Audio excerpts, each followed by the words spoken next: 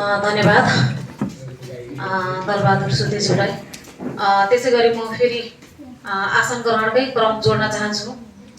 केन्द्रीय वैज्ञानिक वन व्यवस्थापन महासङ्घका केन्द्रीय सदस्य गोमा पौडेलज्यूलाई म अतिथिको आसन ग्रहण गरिदिनु न हार्दिक अनुरोध गर्न चाहन्छु।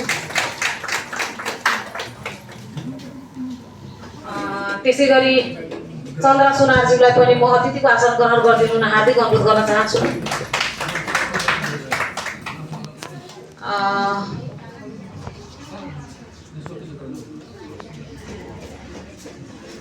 त्यसै गरी म अब जिल्ला वैज्ञानिक वन व्यवस्थापन महासङ्घका जिल्ला अध्यक्ष मधुविलास अधिकारीज्यूलाई आफ्नो मन्तव्य राखिदिनुका लागि म हार्दिक अनुरोध गर्न चाहन्छु।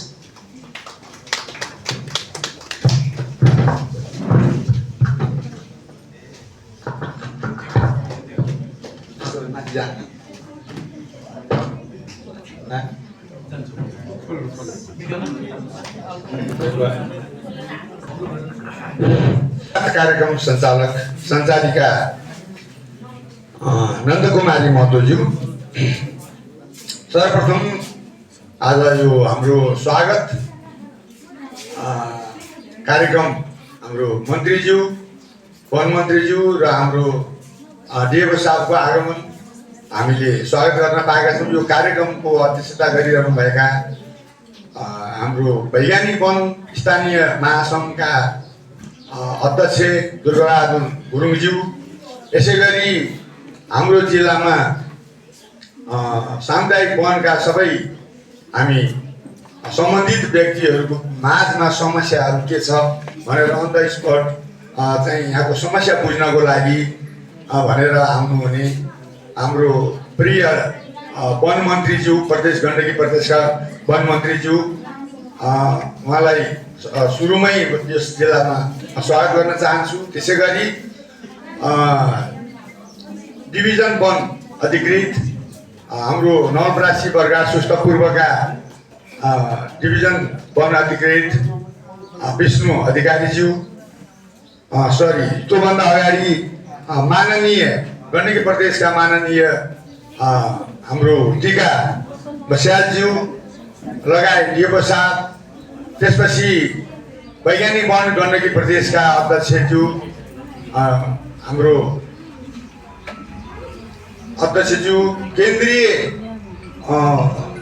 वैज्ञानिक वन महासङ्घ केन्द्रीय सदस्य गोमा पौडेलज्यू लगायत यो हाम्रो यो चाहिँ धेरैजसो फर्मालिटी आसन ग्रहण सम्बोधनमै जाने हुँदा मैले सबै यस हलमा सहभागी हुने अब हाम्रो वन मन्त्रीज्यूका स्वकीय सचिव, कार्यालय सचिव लगायत यो सिकोट बौद्धिकाली सब डिभिजन वन कार्यालयका वन अधिकृत सुरेश गुरुङ लगायत सम्पूर्ण कर्मचारी, सबै सामुदायिक वनका अध्यक्ष लगायत सम्पूर्ण पदाधिकारी, सदस्यज्यूहरू, महानुभावहरू, मेन कुरो सर्वप्रथम आज सबै तपाईँहरूको तर्फबाट म जिल्ला वन वैज्ञानिक वन महासङ्घ जिल्लाको अध्यक्षको हैसियतले यो कार्यक्रममा वन मन्त्रीज्यू र माननीयज्यू र डिएफओ साहबलाई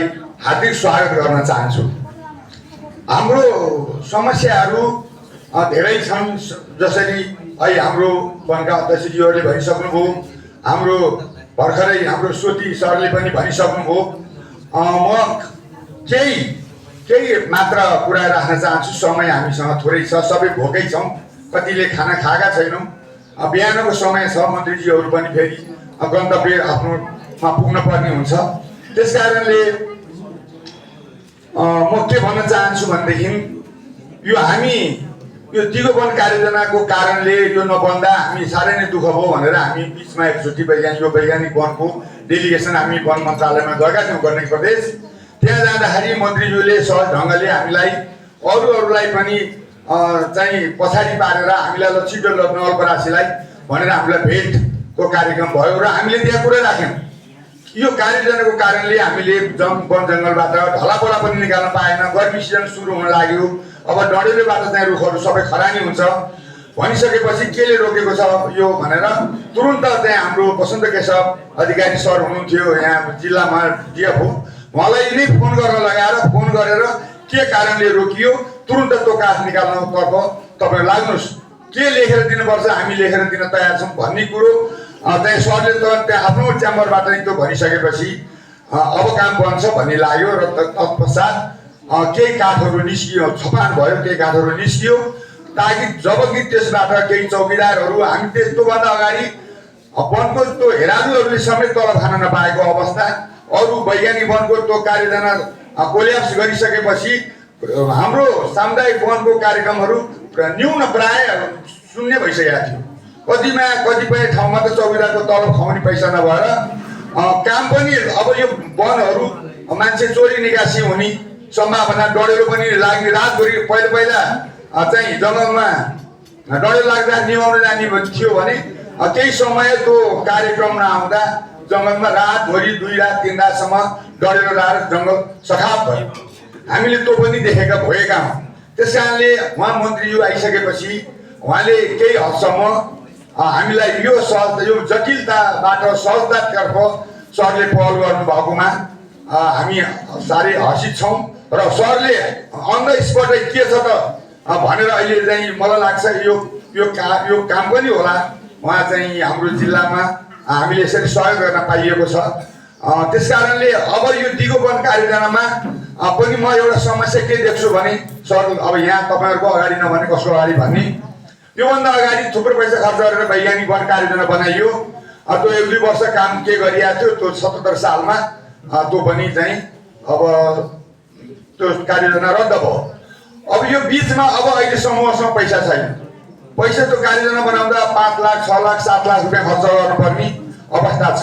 त्यस कारणले चाहिँ त्यो कम्तीमा पनि सरकारको तर्फबाट त्यो बजेट छुट्याउँदा यो सबै सामुदायिक वनको चाहिँ लाई सम्बोधन हुने गरी त्यो बजेटको व्यवस्था हुन सक्यो भने केही हदसम्म राहत हुने थियो हामीहरूलाई भन्ने कुरा म राख्न चाहन्छु। किनभने हामीसँग अब टेन्डर निकालियो, सम्झौता गर्न प्राविधिकहरूले सम्झौता गर्न आइसकेपछि अब इन्भेन्ट्रीको कामहरू कतिपय जङ्गलमा भइरहेको छ। इन्भेन्ट्री सकेपछि अब त्यहाँ भोलि त्यसको ट्यागिङ लगायत कार्यक्रम बनिसकेपछि त्यो कार्ययोजनामा भएपछि भुक्तानी दिनुपर्ने हुन्छ। त्यो भुक्तानी दिने पैसा पनि मलाई लाग्छ कति सामुदायिक वनसँग नहुन सक्छ। त्यस कारणले यसतर्फ पनि मन्त्रीज्यू यहाँ आएको समयमा यसतर्फ मन्त्रीज्यूको ध्यान चाहिँ म आकर्षण गर्न चाहन्छु। अनि रह्यो सुखर खडा रुख, यो दिन प्रतिदिन यस्तो मरेको छ। त्यहाँमाथि नै त्यो रुख लामो समयसम्म जङ्गलमा सुखर खडाको रूपमा उभिएको छ। त्यसको त्यो बढ्ने भन्दा पनि घट्ने छ। समयमा त्यसलाई निकाल्न पाइयो भनेदेखि केही पैसा समूहलाई आउँथ्यो। जङ्गलमा आगलागी भयो भने त्यो सुकेको रुखमा तलबाट बसेर माथि एकैचोटि निस्किन्छ, त्यहाँ त्यो चाहिँ हावा आयो भने त्यो आगो उडाएर बस्ती नजिक पुगेर बस्तीमा पनि आग लाग्ने हुने सम्भावना हुँदा यो सुखर खडा रुखलाई पनि निकाल्नको लागि मन्त्रीज्यूको ध्यान आकर्षण गर्न चाहन्छु। अब यो दिगो वन कार्यक्रममा हैसियत बिग्रिएका, टुप्पा मरेका, बुढा भएका, अब बढ्ने त्यसको अवस्था नभइसकेका रुखहरूलाई वार्षिक हिसाबले हाम्रो यो दिगो वन भनेको वनको क्षेत्रफल पनि नघटोस् र उपभोक्ताले पनि वन प्राप्त नियमित रूपले पाइराखुन् भन्ने उद्देश्यले यो दिगो वन वैज्ञानिक वनकै अर्को रूप हो दिगो वन। यो खालि वैज्ञानिक वन चाहिँ भन्न किन नरुचाएको होला भनेदेखि वैज्ञानिक वनै राख्नु थियो भने पहिले किन चाहिँ त्यसलाई चाहिँ कोल्याप्स गरेको त भन्ने कुरो जनमानसबाट आउँछ भनेर अलिकति ट्विस्ट गरेर दिगो वन आएको हो भन्ने मलाई लाग्छ। किनभने कार्यक्रमहरू सबै त्यही हो, माउ रुख राख्ने नै हो, बुढा रुख भएका हैसियत बिग्रेका निकाल्ने नै हो, ढलबाट हिजो निकालेका थियौँ त्यो पनि निकाल्ने नै हो। सबै कार्यक्रम त त्यही हो, त्यही वन हो, 4 किल्ला त्यही हो, क्षेत्रफल त्यही हो, अनि तपाईँ हामी त्यही हो, अनि सबै कार्यक्रम त्यही आउँछ। अनि दिगो वन भनिएको छ, तर त्यो चाहिँ अब अलिक के भन्ने त भन्दा त्यो अलिकति चाहिँ त्यसलाई चाहिँ सरकारले अलिकति चाहिँ हामीलाई अलिकति बेकुफ बनाए जस्तो दिगो वन भनेर आएको छ।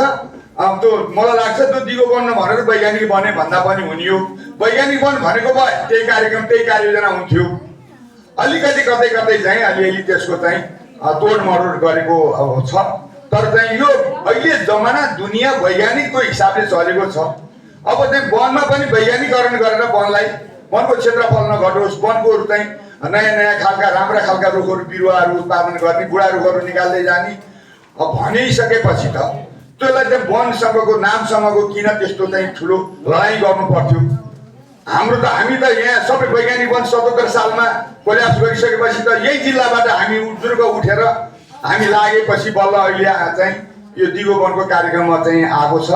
अहिले एक हप्तासम्म हामी सफल भएका छौँ। तर यसमा दुईटा, एउटा चाहिँ सामुदायिक वन महासङ्घ, एउटा चाहिँ वैज्ञानिक वन महासङ्घ, दुईटा महासङ्घ एउटै कार्यक्रम गर्नलाई दुईटा महासङ्घ छन्। यसको विषय पनि अब मन्त्रीज्यूले एउटा चाहिँ म त मन्त्रीज्यूलाई नै भन्छु, ठुलै मान्छेलाई भन्नु पर्यो भन्ने कुरा, यो महासङ्घहरूलाई राखेर दुईटा बनाउन आवश्यक छैन। यो दुईटा राख्यो भने दुई थरी मान्छे आउँछन्, हजुरलाई पनि टाउको दुखाइ हुन्छ, डिएम साहबलाई पनि टाउको दुखाइ हुन्छ, माननीयज्यू सबैलाई हुन्छ। त्यस कारणले यो दुईटै सामुदायिक चाहिँ समूहहरू राखेर यसको लागि चाहिँ मिलाएर अब गर्ने एउटै हो। आखिर वन विकास गर्ने भनेको यहाँको तपाईँको टोलको चाहिँ हामीले हो, यो समूहले गर्ने के हो? यो चाहिँ सामुदायिक वन महासङ्घ भनिएको छ, दिगो वन महासङ्घले गर्ने के हो? कहीँ समस्या आयो भनेदेखि त्यहाँनिर चाहिँ पैरवी गरिदिने, ल गरेर यसो भयो भनिदिने मात्रै हो। अब त अहिले त हाम्रो वनमा हामी 51-52 सालदेखि सामुदायिक वन महासङ्घको अवधारणा आएपछि हामी निरन्तर हामी यही वनसँग नजिक छौँ। हामीले कतिपय कुराहरू चाहिँ अब बुझ्दै पनि छौँ। अब वनको अध्ययन गरिएन, वन वैज्ञानिक साइन्स फरेस्ट्री पढिएन।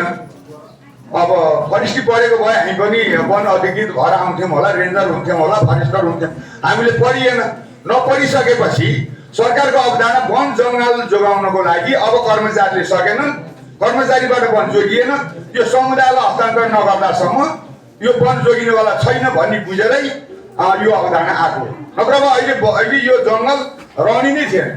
कति कर्मचारी एउटा चाहिँ डिभिजन वन कार्यालयमा 50-60 जना कर्मचारी, जिल्लाभरिको वन कहिले यता काटेको छ, कहिले उता काटेको छ, अनि एउटा कर्मचारीले कहाँ गएको त्यो रेख मुद्दाको ठाउँ मुद्दा अनि त्यहाँबाट चाहिँ वन जङ्गल रोक्नेकै मुद्दा फैसला गर्नतिर लाग्यो। त्यस कारणले सरकारले के बुझ्यो भनेदेखि समुदायलाई हस्तान्तरण गर्नुपर्छ वन जोगाउने हो भने भन्ने अवधारणा आयो। तदनुरूप हामी लाग्यौँ। आज वन, हिजोको वन र आजको वन, आज वन कतिको विकास हुँदै आएको छ, कति घना भएको छ। आज हाम्रो वनमा मयूर, बाघ, बनेल, चराचुरुङ्गीहरूको चाहिँ हामी जङ्गलमा कहिले जाँदाखेरि चराचुरुङ्गीको आवाज हामी सुन्छौँ। आज जङ्गल विकसित भएर चाहिँ आज चाहिँ जङ्गलको बाटो एक्लै दुक्लै हिँड्न नसकिने अवस्था बनाएको त तपाईँ हामीले हो नि। त्यस कारणले यो वनलाई अझ परिष्कृत, अझ वैज्ञानिक ढङ्गबाट अझ यसलाई राम्रो बनाउने हिसाबले वन जङ्गलको क्षेत्र नघट्ने गरी हामीले वार्षिक कार्ययोजनामा हामी पनि चल्न पर्यो। हाम्रो पनि वन हेराहरू छन्। हाम्रो चाहिँ उपभोक्ताहरू जङ्गलमा गएर चाहिँ डडेल लिमाउन जानुहुन्छ, त्यतिखेर पानी खान पर्यो, खाजा खान पर्यो, त्यतिखेर भत्ता पनि लिन पर्यो। जङ्गलमा त्यो चाहिँ काँडाहरूसँग बाघ भालुसँग जुझ्न जाने भनेको एउटा जोक पनि होइन, एउटा संवेदनशील कुरा हो। साधारण सभाबाट चाहिँ वन जङ्गलमा काम गरे बापत यति पाउने, यो गर्ने भनेर हामीले पास गरेर आएको कुरो त पास त हुन्छ, तर बजेट भयो, काम भएन, कार्ययोजनाले निकाल्न पाइएन भने बजेट नबसी कहाँबाट लिने? 3 वर्षमा त हाम्रो म्याच सिद्धिन्छ, अनि त्यहाँ त गइएन। त्यस कारणले बजेटिङ पनि हुनु पर्यो, काम पनि हुनु पर्यो। डडेलो निभाउनु जाँदा भत्ता पायो भने मान्छे राति उठेर नै आउने हुन जान्छ। त्यस कारणले मैले चाहिँ मन्त्रीज्यूको ध्यान आकर्षण यसतर्फ गर्न चाहेँ कि यो वन जङ्गल उपलब्ध गराउने कुरामा समयमा छपान, समयमै त्यसको खटान आदेश, समयमै घाटगतिमा ल्याउने र समयमै घाटगतिमा आएको काठलाई न्यायोचित ढङ्गले उपभोक्तामा बिक्री वितरण र रहेको काठलाई बाह्य बिक्रीको लागि अझ यसलाई सिस्टम डेभलप गर्न आवश्यक छ। अलिकति झन्झटिलो व्यवहार, झन्झटिलो कारोबार देखिन्छ। यो झन्झटिलो हामीले धेरै समय लाग्यो। काठ काटेर आयो अनि हामीलाई चाहिँ त्यो 6 महिना 8 महिना प्रोसेस, अनि काठ चाहिँ त्यसको घाम पानी हुन्छ, अनि त्यहाँबाट पल पर्न थाल्छ, अनि पार्टी आउँछ, काठ त्यस्तो छ भन्छ, काठे पैसा हाल्छ। त्यस कारणले यसलाई छिटो छरितो लिलाम बिक्री हुने किसिमको सिस्टम डेभलप गर्नुपर्छ भन्ने मैले चाहिँ राख्न चाहन्छु। थुप्रै कुराहरू छन्। म चाहिँ सामुदायिक वनका सबै जिम्मेवार साथीहरूलाई भन्न चाहन्छु, पान नम्बर लिनु होला। सबैले अहिले के भनेको छ हामीलाई भने पान भुक्तानी तपाईँहरूले बैठक भत्ता लिँदा, तपाईँहरूले विभिन्न वनमा काम गर्ने बापत भत्ता लिँदा पान नम्बर लिनु भएन भने अब समस्या आउँछ। भोलि बेलुकी निस्किन सक्छ। त्यस कारणले फ्रीमा 5 नम्बर भन्छ, नाइट गरेर 2टा फोटो लगाएपछि काउसदीमा 5 नम्बर सबै समूहमा हुने तपाईँहरूले 5 नम्बर लिन म आग्रह अनुरोध गर्न चाहन्छु। अन्तमा धेरै कुरा हाम्रो गण्डकी प्रदेशको हाम्रो अध्यक्षज्यू हुनुहुन्छ तेजबहादुर केसी, उहाँले पनि कुराहरू राख्नुहुनेछ। त्यस कारणले अब यो धेरै कुराहरू राख्नु भन्दा पनि यिनै कुराहरू राख्दै अन्तमा हाम्रो जिल्लामा मन्त्रीज्यूले समय प्रदान गरेर उपलब्ध हामीलाई जुन खालको भेटघाटको कार्यक्रम र आज व्यवस्था पनि हाम्रो चाहिँ नयाँ व्यवस्था आउने, म व्यवस्थालाई पनि के भन्न चाहन्छु भनेदेखि वसन्त केशव अधिकारी हुँदा हामीसँग राम्रै सम्बन्ध थियो, सबै ठाउँमा पुग्नुहुन्थ्यो, के छ समस्या भन्नुहुन्थ्यो, हामीसँग समस्या परेर जिल्लामा जाँदा सुनवाई हुन्थ्यो, राम्रै हिसाबले काम गरिदिनुहुन्थ्यो। कहीँ नमिलेको भए यसरी यसरी गर्नुहोस्, मिलाउनुहोस् है भनेर पनि भन्नुहुन्थ्यो। त्यस कारणले त्यो आशा हामीले विष्णु सरबाट पनि गरेका छौँ। सरले सबै कुराहरू बुझेर आफ्नो कदम अवश्य नै अगाडि बढाउनुहुनेछ भन्ने कुरो राख्दै आजको कार्यक्रममा यस जिल्लामा आउनुहुने हाम्रो मन्त्रीज्यू, माननीयज्यू, व्यवस्थापक सबैलाई हार्दिक स्वागत गर्दै म आफ्नो भनाइ यहीँ अन्त्य गर्न चाहन्छु। धन्यवाद। जय हरियाली।